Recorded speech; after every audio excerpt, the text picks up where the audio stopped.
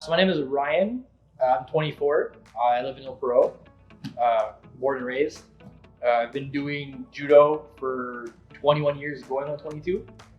There's always been something to learn. No matter, 21 years, and I'm still learning. There's always something to learn. There's always new techniques being put out there from like even higher level athletes than I was. I was always like fourth, fifth in the province. But it was never enough to get me because to qualify for nationals, it's always like top 3, top 4 back in the day. After I won nationals, I went to the States to compete internationally. I ended up tearing my MCL in 3 spots.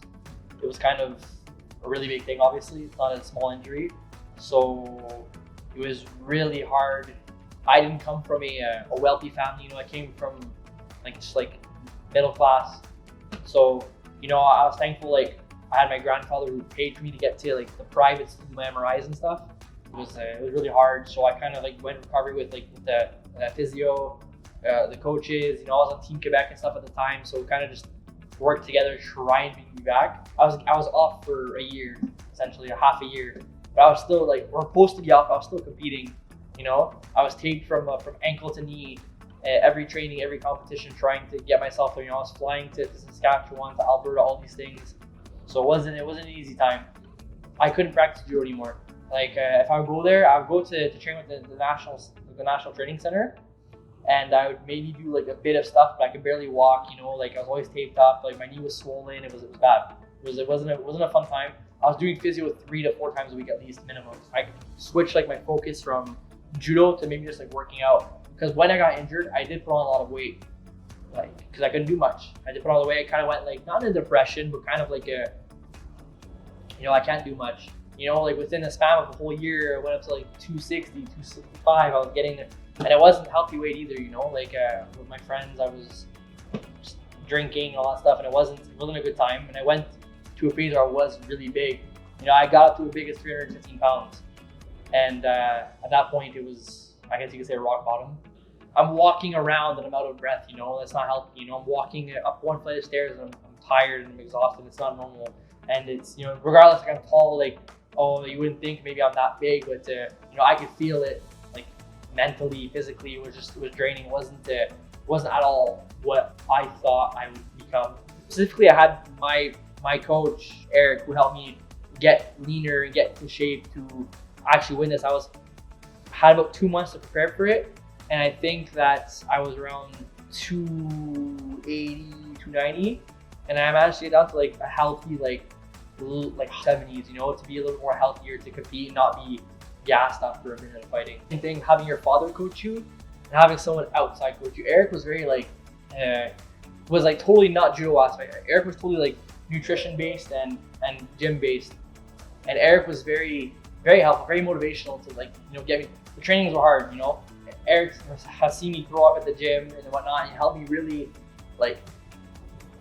bust my butt off and get in shape. If you want to do this, you have to be ready. I want you to be in the best shape possible. And he was really he's a heart. He's very people person. He was always there to help me. I'd see him every day because I'd work every day. So he was very motivational, always there to encourage me and make sure that I'm always not half-assing it. If I contact him, he's gonna answer me. Or if I see him at the gym and I have a question, I don't have to be with Eric, there's no stupid question. If I have to ask him a question, he's gonna answer it honestly and kind of just be real about it. He's not he's not gonna beat around the bush. He'll tell me what's real and what's not real. He's very outgoing, and so a lot of people aren't used to it. But being outgoing as I am, kind of meshed well. He's probably one of the best people to have in your corner to help you and want to be the best person you are. He gets very upset. He gets very disappointed. He takes it personally, and it makes you upset, you failed him. It kind of feels you really hit him in the feels. Seeing with his clients, you can see he takes it to heart, and you can see he gets very upset when people aren't following the plan that you're supposed to have. He's gonna drill more into you. He's gonna be more into you. He's gonna meet with you more. He'll kind of talk to you a little more one-on-one and kind of see what's up. Maybe you're having some personal problems. He'll kind of see what's going on, and try to work around it and see what he can do to help build a better program or a better situation, weight loss, or maybe just for you. You have to be willing. You can't not want to do something and then expect to receive results. You have to be open-minded, because Eric, like I said, is very outgoing, and he's very like loud and upbeat and push, and like if you're not in that mindset to kind of like have somebody like scream, let's go, come on, one more rep, one more set, whatever it may be. He sees you having something you're not supposed to have meal-wise. I can confirm, I've seen it before with his client. Example, if they have something they shouldn't be having, he will make you pay for it on your next training to make you like burn it off or work harder, because he's super nice. He's not a negative person. He has a positive outlook. He's open-minded himself, and he's willing to almost take on any client he can. He's not gonna, refuse people.